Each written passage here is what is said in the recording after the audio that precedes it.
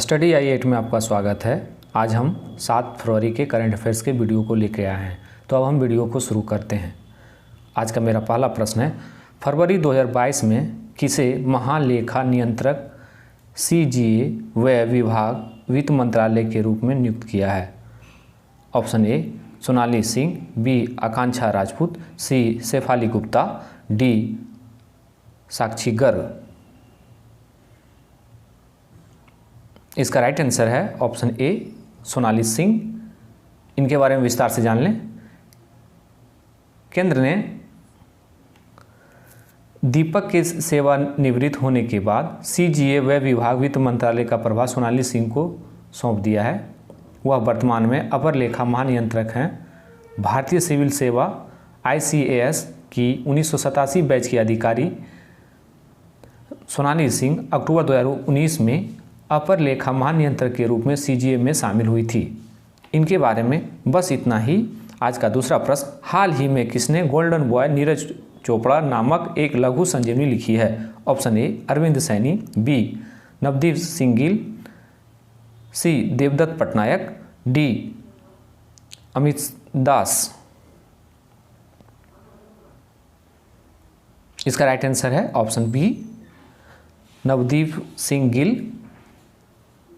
इनके बारे में विस्तार से जान लें। लेखक नवदीप सिंह गिल द्वारा लिखित एक लघु जीवनी गोल्डन बॉय नीरज चोपड़ा का 3 फरवरी को विमोचन किया गया। यह नवदीप द्वारा लिखी गई ये 7वीं पुस्तक है और इसके साथ साथ खिलाड़ियों पर ध्यान केंद्रित करने वाली 6ठी पुस्तक है। लोकगीत प्रकाशन द्वारा प्रकाशित यह पुस्तक बाल साहित्य की विश्व से है। इस पुस्तक में 72 पृष्ठ हैं और इसमें नीरज के जीवन, इतिहास और उपलब्धियों को भी शामिल किया गया है। इनके बारे में बस इतना ही। आज का तीसरा प्रश्न, हाल ही में किस देश की सरकार ने उत्तरी सागर में दुनिया के पहले ऊर्जा द्वीप के निर्माण के लिए एक परियोजना को मंजूरी दे दी है? Option A Sweden, B France, C Denmark, D Finland. इसका राइट आंसर है ऑप्शन सी डेनमार्क। इनके बारे में विस्तार से जान लें। ये ऊर्जा द्वीप यूरोपीय देशों के 3 मिलियन घरों की बिजली आवश्यकताओं को पूरी करने के लिए पर्याप्त हरित ऊर्जा उत्पादन और भंडारण करेगी। हब यूरोप की बिजली ग्रिड के एकीकरण को मजबूत करेगा और जलवायु तटस्थ यूरोप की आवश्यकता को अक्षय बिजली उत्पादन को बढ़ाएगा। ऊर्जा हब एक अपर्यावरणीय और संयंत्र के रूप में काम करेगा और उत्तरी सागर और के आसपास देशों के उपभोक्ताओं को सीधी द्वीप के आसपास पवन टरबाइनों के आसपास देशों के उपभोक्ताओं को सीधे द्वीप अभ्यास के पवन टरबाइन का हरित बिजली वितरित करेगा। यह द्वीप पर हरित बिजली संग्रहित करने और इस तरल द्वीप पर हरित बिजली संग्रहित करने और तरल हरे ईंधन को परिवर्तित करने और इसे सबसी केबल के माध्यम से डेनमार्क और पड़ोसी देशों को भेजने में सक्षम होने की दीर्घकालिक अभिलाषा है।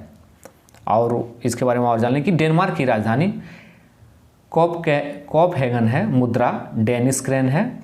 और बात करें फ्रांस की राजधानी पेरिस है और यहाँ का मुद्रा यूरो और CF फ्रैंक है। और ये स्वीडन का स्टॉकहोम है और वहाँ का उसका मुद्रा स्वीडिश क्रोना है। और फिनलैंड का हेलसिंकी है और यूरो उसका मुद्रा है। आज का इसके बारे में बस इतना ही। आज का चौथा प्रश्न, हाल ही में किस बैंक ने 18 साल से कम उम्र के बच्चों के लिए एक विशेष बचत खाता योजना फंड फास्ट शुरू करने की घोषणा की है? Option A Punjab National Bank, B State Bank of India, C Federal Bank, D इनमें से कोई नहीं। इसका राइट आंसर है option C Federal Bank. Federal Bank के द्वारा 18 साल से कम उम्र के बच्चों के लिए एक विशेष बचत खाता फर्स्ट फेड शुरू करने की योजना की है। इनके बारे में विस्तार से जानें। यह खाता बच्चों के स्वायत्त बचत और खर्च करने की आदतें विकसित करने में मदद करता है। जिससे यह बचत खाता खर्च करने और कमाने की स्वतंत्रता मिलती है। खाते को बच्चे को धन प्रबंधन के महत्व को जानने के लिए सक्षम करने के लिए डिजाइन किया गया है। यह खाता अद्वितीय विशेषताओं और ऑफर के साथ आता है। खाता धारक फर्स्ट फेडरल काउंटरलेस डेबिट कार्ड के साथ दैनिक नगद निकासी की सीमा 2500 रुपये और POS ई-कॉम सीमा 10,000 रुपये के साथ प्रदान की जाती है, जिसमें इंटरनेट बैंकिंग, मोबाइल अलर्ट और ईमेल अलर्ट तक मुफ्त ऑनलाइन सुविधा शामिल है। फेडरल बैंक के MD और CEO श्याम श्रीनिवासन हैं। मुख्यालय इनका अलुवा, केरल में है। इनके बारे में बस इतना ही।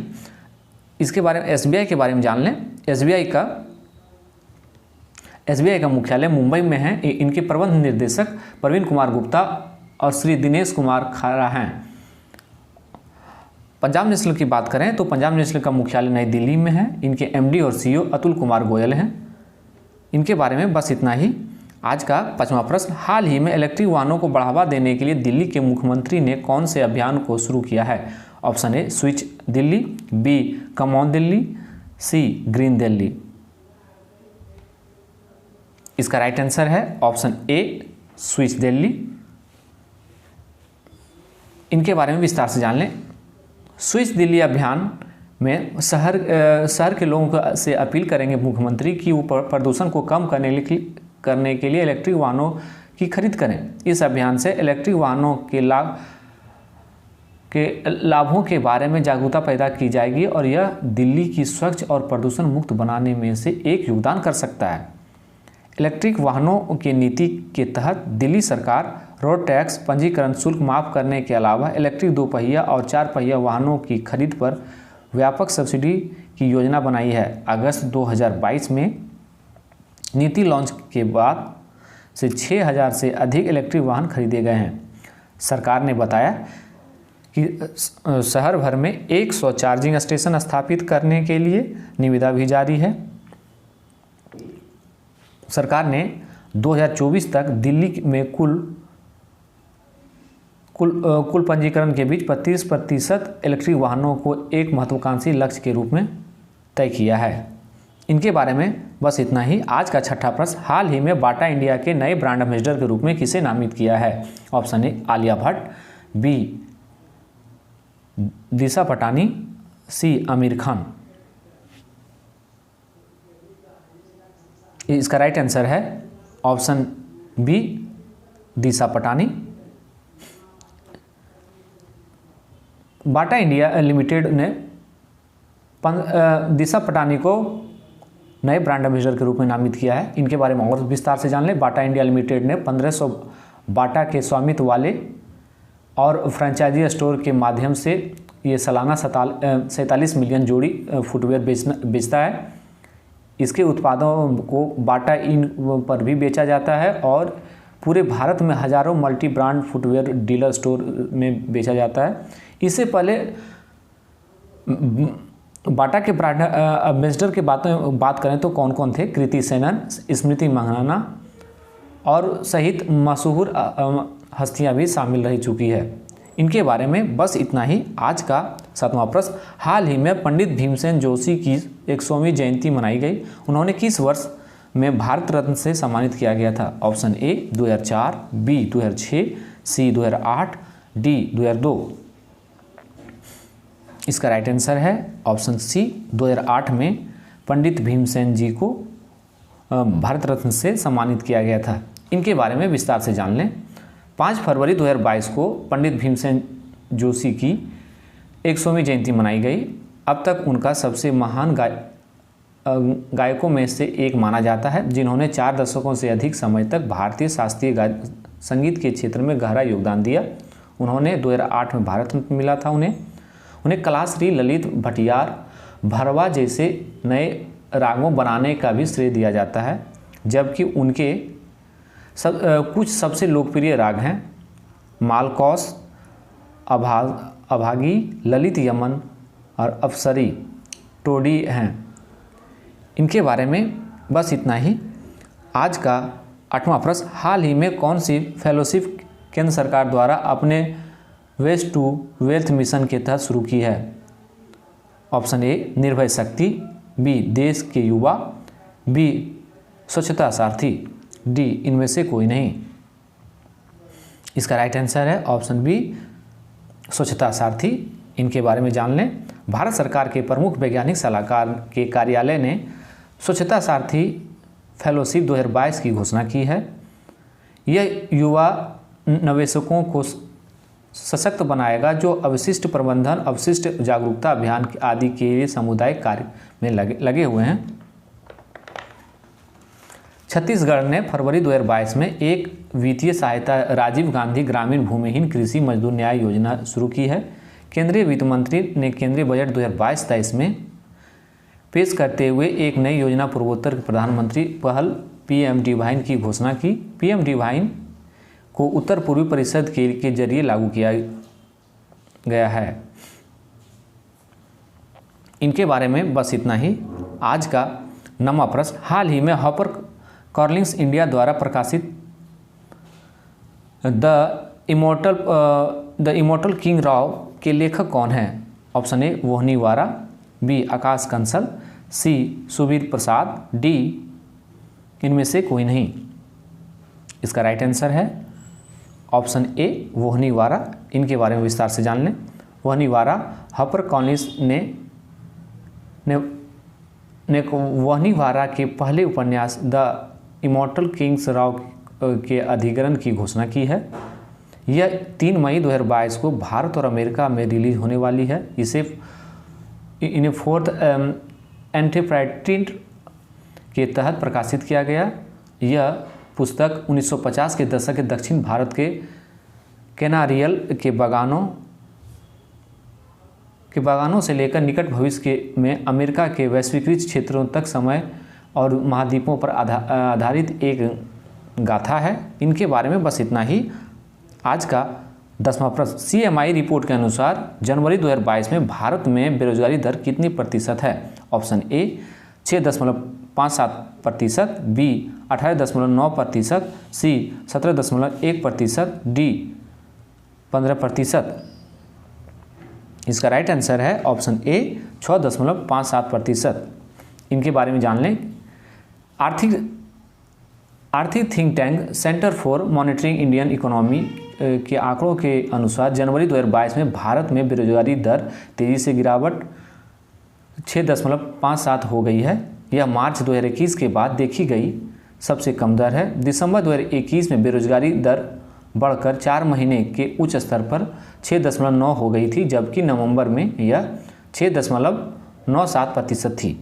CMI एक स्थित और एक स्वतंत्र गैर सरकारी संस्था है जो एक आर्थिक थिंक टैंक के साथ साथ एक व्यापारिक सूचना कंपनी दोनों के रूप में कार्य करती है। बात करें भारत में सबसे ज़्यादा बेरोजगारी वाले राज्य कौन कौन से हैं, जैसे बात करें जनवरी 2022 में हरियाणा में सबसे अधिक 23.4% बेरोजगारी दर देखी गई। इसके बाद राजस्थान में 18.9%, त्रिपुरा में 17.1%, जम्मू कश्मीर में 15.1% और नई दिल्ली में 14.1%। बात करें राज्य अनुसार सबसे कम बेरोजगारी दर, इस मामले में तेलंगाना जनवरी में सबसे कम बेरोजगारी दर है 0.7% दर्ज की गई। इसके बाद गुजरात 1.2%, मेघालय 1.5%, ओडिशा में 1.8% है और कर्नाटक में 2.9% है। इनके बारे में बस इतना ही। आज का 11वां प्रश्न, हाल ही में Iran junior international series badminton tournament में अंडर 19 लड़कों का एकल खिताब किसने जीता है? ऑप्शन ए अली हयाती, बी सौरभ सिंह, सी शंकर मधुसामी सुब्रमण्यम, डी सचिन दुग्गल। इसका राइट आंसर है ऑप्शन सी शंकर मधुसामी सुब्रमण्यम। इनके बारे में विस्तार से जान लें। शंकर मधुस्वामी सुब्रमण्यम और समायरा पंवार ने 4 फरवरी 2022 को Iran junior international series badminton tournament क्रमशः अंडर 19 लड़कों लड़कियों में एकल खिताब हासिल कर लिया है। सुब्रमण्यम ने लड़कों के एकल फाइनल में ईरान के अली हयाती को 21-17, 21-17 से हराया। वहीं बात करें लड़कियों में तो पंवार ने लड़कियों के एकल फाइनल में ईरानी फिरदौस फिरोफी को 21-14, 21-15 से हराया। इनके बारे में बस इतना ही। आज का 12वां प्रश्न, हाल ही में किस देश में दूसरे सर्वोच्च नागरिक सम्मान एकसई पदक पुरस्कार के लिए 24 प्रतिष्ठित व्यक्तियों के नामों की घोषणा की है? Option A Indonesia, B Bhutan, C Bangladesh, D Pakistan. इसका राइट आंसर है ऑप्शन सी बांग्लादेश। बांग्लादेश का एकसई पदक वहाँ का दूसरा नागरिक सर्वोच्च सम्मान है, जो इस बार 2022 में 24 प्रतिष्ठित हस्तियों को नामों की घोषणा की। इस पुरस्कार के लिए भाषा आंदोलन श्रेणी में 2 को, मुक्ति युद्ध श्रेणी में 4 को, कला और संगीत और नृत्य श्रेणी में 7, समाज सेवा में 2, भाषा तथा साहित्य में भी 2, अनुसंधान में 4 और पत्रकारिता और विज्ञान तथा प्रौद्योगिकी और शिक्षा में 1-1 व्यक्तियों को नामित किया है। इनके बारे में बस इतना ही। आज का 13वां प्रश्न, हाल ही में अरुणाचल प्रदेश में कौन सा महोत्सव मनाया गया है? ऑप्शन ए तोरंगे, बी कानुमा, सी ए और बी,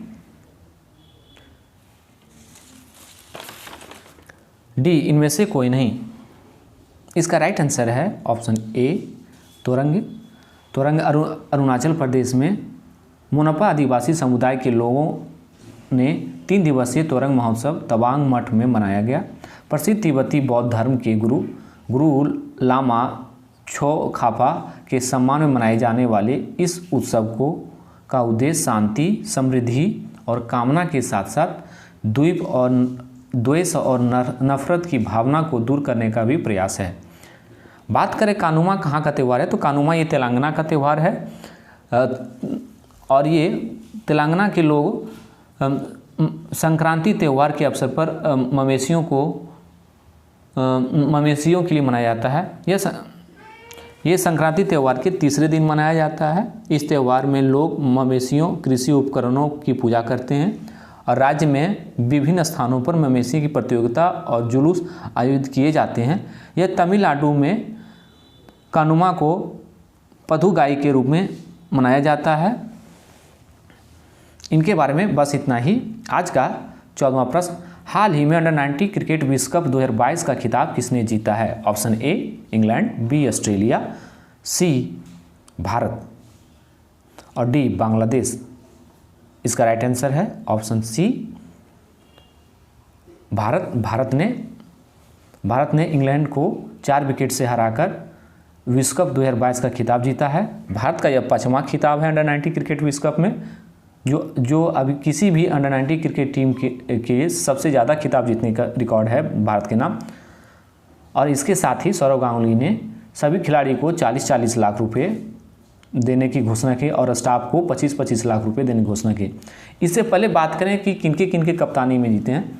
इस कप्तानी के रेस में सबसे पहले अंडर 19 क्रिकेट विश्व कप का खिताब मोहम्मद कैफ की कप्तानी में, दूसरा विराट कोहली की कप्तानी में और तीसरा उन्मुख चंद की कप्तानी में और चौथा था वो पृथ्वी शॉ की कप्तानी में और वर्तमान में यशदुल की कप्तानी में जीता है। पिछली बार की हम लोग ये रनर रहे थे और बांग्लादेश इसका विजेता रहा था। बात करें इस टूर्नामेंट में मैन ऑफ द मैच राज बाबा बने और प्लेयर ऑफ द टूर्नामेंट देवाल ब्रेविस बने हैं। इनके बारे में बस इतना ही। आज का 15वां प्रश्न और ये मेरा अंतिम प्रश्न है, हाल ही में स्वर की कोकिला और भारत रत्न से सम्मानित लता मंगेशकर का हाल ही में निधन हो गया। वह कितने भाषाओं में गाने गाई है? Option A 36, B 25, C 11, D 29। इसका राइट आंसर है ऑप्शन ए, 36 भाषाओं से अधिक में में ये गाना गाई है। इनके बारे में विस्तार से जान लें। उन्होंने 1000 से अधिक हिंदी फिल्में में गाना गाई है और 36 से अधिक भारतीय भाषाओं में गाना गाया। 2001 में द नाइटिंगेल ऑफ इंडिया के रूप में नामित किया गया है। गायिका को भारत के सर्वोच्च नागरिक सम्मान भारत रत्न से भी सम्मानित किया गया है। उन्होंने पद्म भूषण से भी सम्मानित किया गया है और इनको कई देशों के प्रतिष्ठित सम्मानों से भी सम्मानित किया गया है। आज के लिए बस इतना ही and thank you for watching Study I 8।